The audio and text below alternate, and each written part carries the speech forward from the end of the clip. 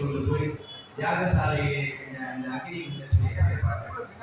அதாவது எதை பஞ்சபூதமாக இருக்கிறார் என்பதை காட்டுவதற்காக மண், அதே மாதிரி அந்த குண்டத்திலே அக்னி, குளத்திலே தீர்க்கம், அந்த மந்திரம்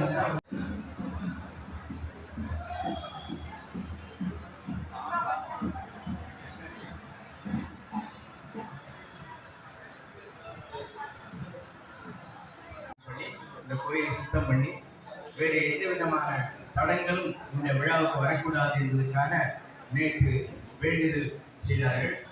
அதன் பிறகு விருட்சங்கிரகணம் என்று சொல்லக்கூடிய பூமி தாயை வணங்கி